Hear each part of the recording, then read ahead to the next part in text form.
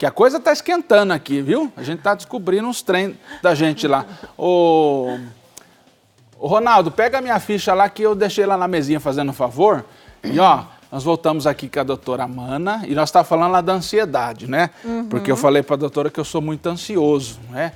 E a ansiedade, ela, na minha vida, ela é um pouco assim, não é? Ela atrapalha, às vezes, muito por conta dessa ansiedade exagerada. E eu sou esse perfeccionista, não é? Tem que fazer, eu às vezes faço tudo para dar certo, porque eu sei que se eu fizer, não é? Se eu fizer, vai dar certo, mesmo que não dê, mas eu acho que vai. Se eu deixar para o outro, às vezes eu não vou ter o controle, eu não vou achar que não vai fazer. Então a minha ansiedade, ela gira nisso. Então se eu tenho alguma coisa para fazer, eu já sofro 3 meses antes daquilo que eu vou fazer. Então a minha ansiedade é muito dessa coisa de... E aí implica na minha agitação. Porque eu não paro nem um minuto, nem um segundo, porque eu tenho que fazer as coisas. Então, a minha ansiedade, ela entra nesse... E quanto ela te prejudica? Bastante, sobretudo para mudança, não é?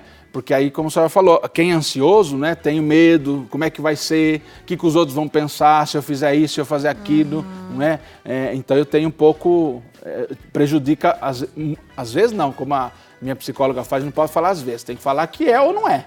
Né? E prejudica bastante, não é? Ela sai, a minha ansiedade ela já sai um pouco da zona positiva, não é? E ela já vai para a zona negativa. Inclusive prejudica a minha saúde. Eu estou com um problema na coluna por conta dessa ansiedade. Tensão né? muscular? Essa tensão muscular, exatamente. Né? São sinais da ansiedade, todas essas tensões, né? Digamos, o princípio original do que provoca o medo e que aí fica mais abstrato na ansiedade é o mecanismo de luta e fuga. Então é aquela descarga hormonal para você reagir numa situação de perigo.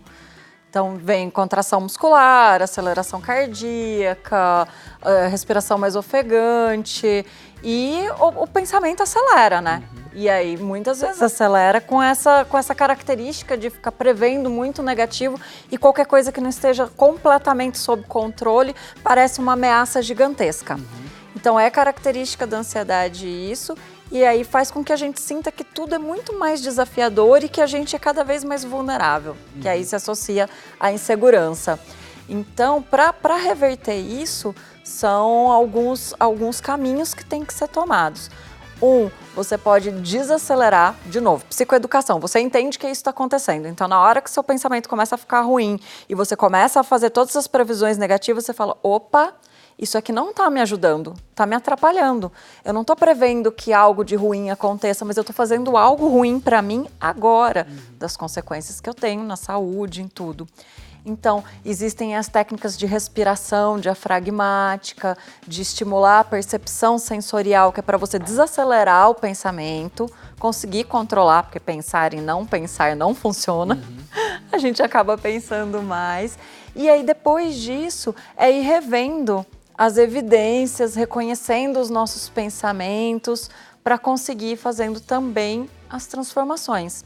E só um adendo, porque as pessoas acabam também falando, como eu sou muito ansioso, quase com uma culpa, como uma característica pessoal. E a gente vive numa sociedade que é ansiosa, com excesso de informação, com excesso de atividade, do que a gente tem que dar conta, do que é exigido, então, de um trânsito, de um tempo cronometrado, tudo isso colabora com a ansiedade, né? E aí tem características pessoais que fazem com que isso se torne mais prejudicial ou não. Tem conserto, então? Tem! Fico mais aliviado, viu, Zi? Vamos olhar no WhatsApp, que acho que tem alguma coisa também, tem gente complicada que nem o padre aqui, ó. Olha lá, ó. Me chamo Cleiciele. Tenho muita ansiedade, olha lá, tá vendo? E acho que estou depressiva. Não consigo ver bondade em nada. Ontem tentei me matar 2 vezes. Esse é o meu jeito de pedir ajuda, mas ninguém me ajuda. Eu não sei o que faço. Olha aí, doutora Amana. Cleiciele. Cleiciele, bom dia. Agradeço a sua coragem de expor, realmente isso é algo que acontece, algumas pessoas acham que a tentativa de suicídio é um chamar a atenção de uma maneira pejorativa, como se fosse algo mimado, e muitas vezes não, é um pedido de ajuda muito desesperado, né? E que envolve essa solidão de não encontrar outras formas de ajuda ou de não encontrar esperança. Eu te oriento a procurar um apoio profissional o mais rápido possível, tá? Existem lugares adequados para te dar esse suporte, tem centro de atenção psicossocial em toda a cidade, procura pelo Google. É importante um suporte, nesse momento, multiprofissional. Psiquiatra ou psicólogo, para você conseguir se restabelecer e viver melhor a partir disso. Então, por favor, procure. Se de alguma forma mais a gente puder ajudar, pode mandar outra mensagem, eu posso passar outros contatos de lugares que podem te dar esse suporte, tá bem? Mas muitas vezes o desejo de morrer, além de ser um pedido de ajuda, é o desejo de que a dor passe. É esse olhar de que não existe outro caminho senão esse para a dor passar.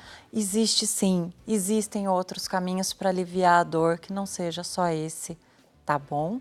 Acredita e procura o apoio que você vai conseguir. E eu sempre digo também, Amanda, que às vezes a gente fica esperando alguma coisa do outro, né? E a gente precisa pensar, a gente precisa olhar para a gente, dizer assim, eu vou fazer por mim, não é? Como ela dizia aí, não é? Ninguém me escuta, ninguém me ajuda. Mas, vou dizer para você, minha irmã, faça por você. Não é? Se você não está bem, se precisa dessa ajuda, como a Amanda falou, procure por você. Tente se ajudar. Deus ama a gente, quer a gente feliz. Eu falei isso no início do programa. Deus não criou a gente para a infelicidade, quer ver a gente bem, feliz, mesmo com as dificuldades que a gente tem. Não é? Mesmo que a gente conserte alguma coisa na gente sempre precisa melhorar. Então, olha, procure na sua cidade, por exemplo, lá na minha cidade tem um centro que tem vários psicólogos que atendem lá pela prefeitura. Sim. Então, na sua cidade deve ter também, procure uma ajuda, vá lá por você. Não é? Se ninguém está dando atenção agora, mas vá por você, vá porque você quer se ajudar, porque você quer superar esse seu sofrimento, essa dor que você tem sentido, vá por você, porque você tem certeza que você vai encontrar muita gente para te ajudar. E se precisar, como a Amanda falou, pode mandar outro WhatsApp, a gente está aqui para ajudar você também. Não é? A vida Deus nos dá para ser vivida com a maravilha que ela é, não é? E mesmo que a gente tenha um sofrimento, mas Deus quer nos ajudar, tá bom? Vamos dar uma olhada no outro WhatsApp? Tem mais gente aí, ó. Vamos olhar lá. José, como se livrar do medo? Como enfrentar o medo, doutor? Olha, Amanda. José, o medo tem também níveis diferentes e o medo é fundamental para a nossa existência. O medo é o que faz com que a gente se atente aos perigos, né? Então, ele faz parte a maior parte das nossas emoções, elas têm uma função quando elas estão ali no campo delas. O problema é quando isso se altera demais. Aí eu não sei se talvez o que você está chamando de medo não cairia no campo da ansiedade também. Porque o medo, normalmente, ele é objetivo, ele é real e é proporcional ao perigo. Aí, quando entra mais no campo da ansiedade, é que ele cai num lugar exacerbado, né?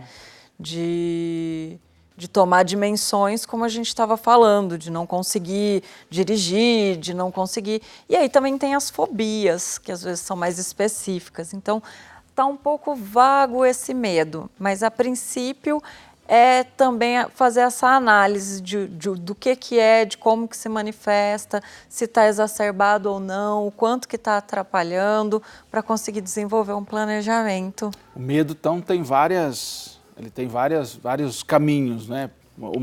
O medo, a gente pode dizer que ele é uma consequência de uma situação ou de uma maneira que eu sou, por exemplo, como a senhora falou da ansiedade. Aí eu sou muito ansioso, então, em algumas situações eu tenho medo que aquilo possa acontecer ou coisa e tal.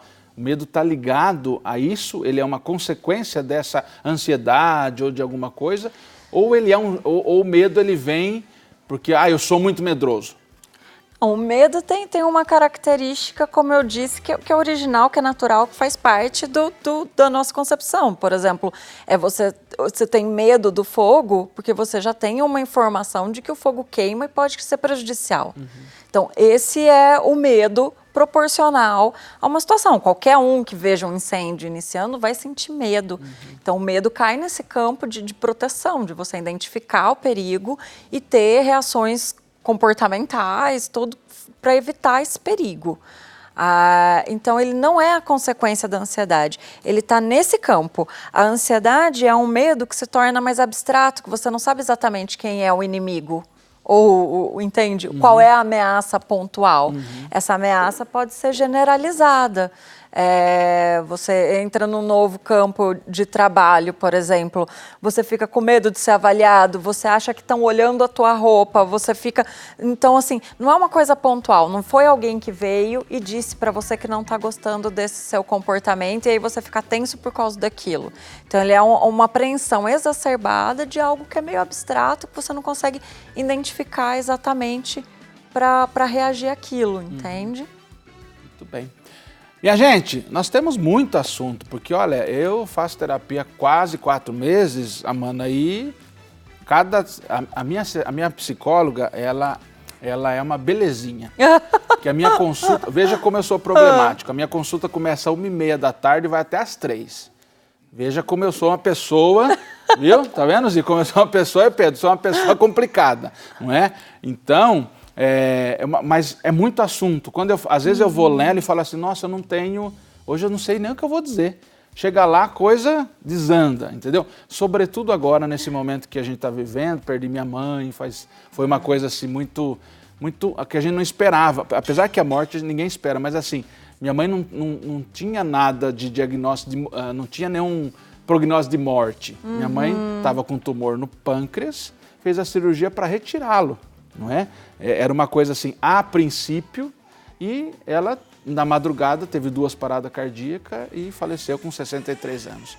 Nossa. Então, pra gente, está sendo muito difícil. Agora ficou meu pai, nós estamos cuidando dele. Então, a doutora Vera, que é minha psicóloga, ela diz assim, agora nós vamos tratar de você, porque você cuidou de todo mundo, está cuidando de todo mundo, não é? E como eu sou o único filho homem, né, tenho mais 2 irmãs, eu que fui o alicerce de resolver todos os problemas, que meu pai não tinha condições, minhas irmãs também não. Então eu fui aquele que foi resolver todos os problemas, funerária, aquela coisa toda. E aí a doutora diz, agora nós vamos resolver o seu sentimento. Como é que você está? Como é que você está com a dor sua? Então nós estamos tratando isso. Está sendo muito bom para mim, porque eu sempre fui uma pessoa... contrária a fazer terapia. Eu sempre dizia assim, eu não preciso de terapia. Não sei se é pela minha condição de padre, dizia, não preciso de terapia. E hoje eu faço e tem sido muito, mas muito bom para mim. Eu recomendo para você, não é para louco só. Não é? A gente acha que fazer terapia é só para louco. Que bom que você se deu esse presente, essa oportunidade, passou por cima desse medo. Sim, né? Exatamente. E é um ponto muito importante esse, porque uma das características fundamentais para enfrentamento, voltando para o nosso assunto, para mudança, para passar por uma situação difícil, por uma adaptação a uma nova realidade, é reconhecer que fragilidade, sensibilidade não é fracasso. Todos nós temos. E muitas vezes o preconceito, essa coisa estigmatizada de que eu preciso ser forte, eu sou equilibrado, isso é só para quem está com um problema muito grande, limita muita gente de procurar ajuda ou procura só em casos muito graves que poderiam ter sido prevenidos se a ajuda fosse mais precoce, né? Logo que iniciam os sintomas. E eu até costumo dar um exemplo quando eu falo com os meus pacientes sobre isso, com as pessoas que me procuram. Quando você tem uma cárie, uma dor no dente, você não se sente um fracasso por procurar um dentista, né? Você está procurando alguém especializado que pode te dar um suporte, que é um suporte profissional. Então, por que você tem que ser autossuficiente no campo psicológico, nessa área, se você aceita não ser autossuficiente em outras, se você aceita que algumas pessoas desenvolveram um conhecimento maior para poder te ajudar em outras áreas? Então é bom. E é dentro de você, porque a gente não vai lá apertar um parafuso, sim, né? O bom dela é que ela diz assim para mim, olha, o ser padre é uma condição sua, mas eu tô aqui para tratar o Alexander. Humano. Não é? Ela tá para tratar a pessoa em si, não a condição que eu exerço. Sim. Não é? Então isso é muito interessante. Até nós psicólogos somos orientados a fazer constantemente terapia. Se você está há 4 meses, eu acho que eu já estou há 10 anos. Que beleza. Então eu estou no caminho certo. Tá sim. Amanda, obrigado, viu? Foi uma alegria tê-la aqui e com certeza ajudou o nosso povo, não é? Nesse caminho de mudança, às vezes interior e às vezes exterior também, viu? Sim, estou à disposição, foi um prazer. Eu acho que além de tudo, como a gente disse, ainda tem muito estigma, então as pessoas precisam entender que elas podem falar sobre isso, que elas podem se cuidar e encontrar um outro caminho. Então eu considero que profissionalmente para mim ter esse espaço é fundamental para levar esse conhecimento, essa possibilidade para as pessoas. Que bom. Gente, nós vamos para o nosso intervalo e na volta, a nossa oração por você. Prepare o seu copo com água aí também para a bênção. Nosso último bloco de oração para você. Você pode ser feliz, volta já já.